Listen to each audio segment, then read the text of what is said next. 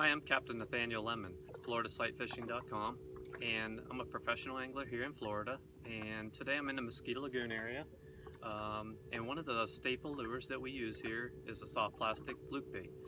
So what I want to do today is just take about a couple minutes and show you 4 different ways to rig these to help make you a better angler.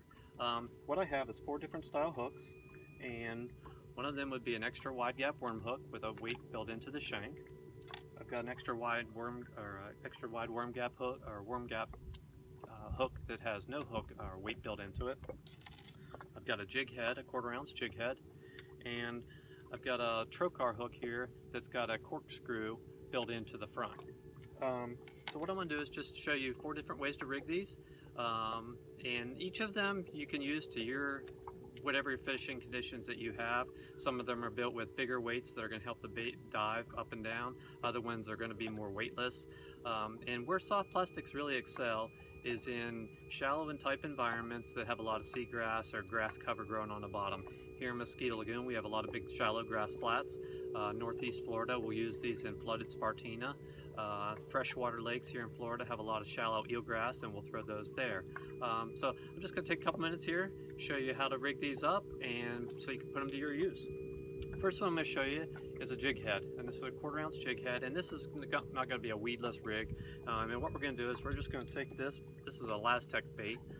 It's stretchy material, so we're going to take this jig head, and what we're going to do is we're going to thread this onto the hook about 1 inch, and we're going to run that through all the way down into the back, and you're going to slide that up the hook. And what you're going to be left with is a bait fish imitation that looks similar to this right here. This is good if you got a little bit deeper cover and you want the bait to bounce up and down. It's a heavier type application, and it's also not rigged weedless. So if you are throwing this in thick grass cover, you're often going to get it bogged down. But these really are good on shorelines, oyster beds, or deeper grass edges where you don't have a lot of cover.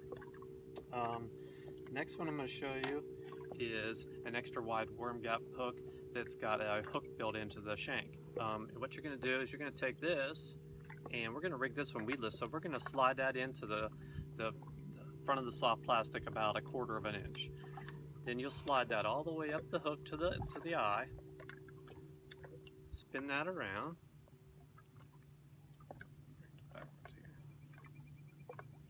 slide that all the way up, and when you spin that around, you're going to tuck this hook right back up into the body of the bait and just barely skin the top of it. This creates a nice small profile, so this will dart through grass and any type of thick cover, and it'll give you a totally weedless application. Next one I have, this is a little bit thicker of a bait, and it's got a it's a harder body. So what we're going to do is I'm going to take this and I'm going to put it on this this hook here that's got a corkscrew built into it. And what we're going to do is we're just going to thread that into the front. You're going to bury that corkscrew right in the nose of the bait, and then you'll spin it on. If I can get it started here. And this one works well if you aren't in extra thick cover where you might have this hook grab just a little bit.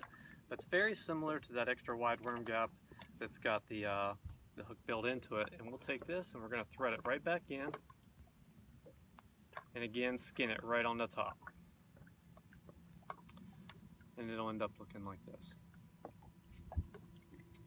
And the last one I'm going to show you is a extra wide worm gap hook that has no weight built into it. Similar to the other one I already showed you, but we'll take that and we're going to thread it again right into the nose of the bait about 1/4 inch or 1/8 inch, and poke it right back out. I don't know if you can see that.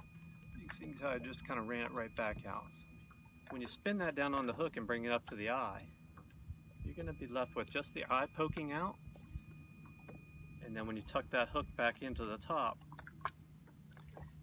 it'll sit right there and give you a totally weedless application. So again, we use this in thick cover where there's a lot of grass growing on the bottom, and you want to present a bait fish in a weedless style manner. So hopefully you can take these things I showed you today, take them back to your home waters, and hopefully catch some more fish using soft plastics.